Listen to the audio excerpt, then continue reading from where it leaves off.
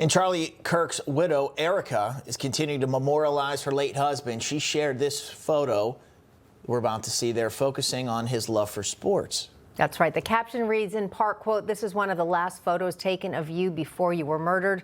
To me, this is your Jordan photo, permanently etched in time, held in my heart as I admire your greatness forever." Let's continue the conversation about Charlie's life and legacy with political commentator and Turning Point USA speaker Ian Haworth. Ian, thank you for being with us. I know that we spoke to you last week. You were friends and former colleagues with Charlie. How are you doing about a week later?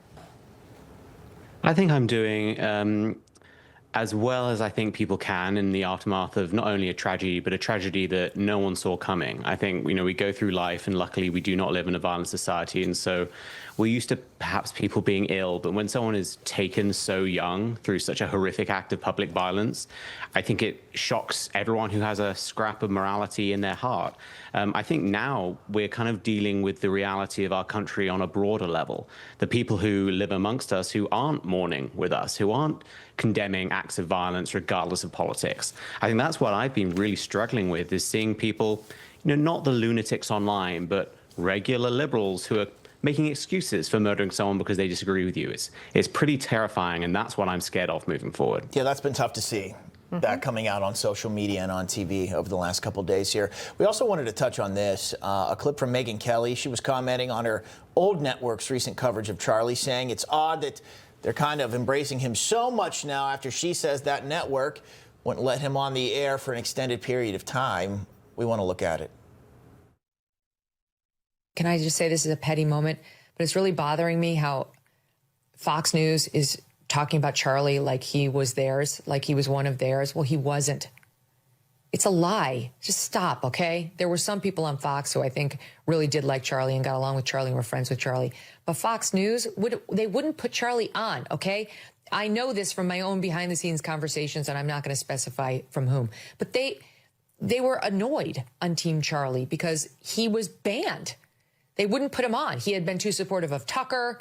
He was considered just other. Ian, your thoughts about that? Yeah, I think it's hard to speak on when I don't know the realities of what's going on behind the scenes. But I think Megyn is also speaking to a broader problem of people trying to really use Charlie's horrific and tragic death to their own political means. I think we see some media outlets doing it. We see people who are trying to push really horrendous false allegations about the people who were responsible for Charlie's death. And we see a massive section of the left-wing media and left-wing political space doing it. I get a little bit uncomfortable with it, honestly. I think we should be focusing on the positives.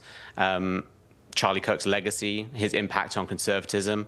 I think Megyn Kelly's great. I'm sure Charlie Kirk was probably banned at Fox News. That's happened to many other people at different times. But part of me makes it honestly a little uncomfortable. I want to be focusing on Charlie Kirk's legacy, and it's just a monumental legacy that we all need to be fighting to protect together as a movement. Ian, speaking of that legacy, big news today. Erika Kirk, of course, Charlie's widow, unanimously chosen to be the CEO of Turning Point USA moving forward.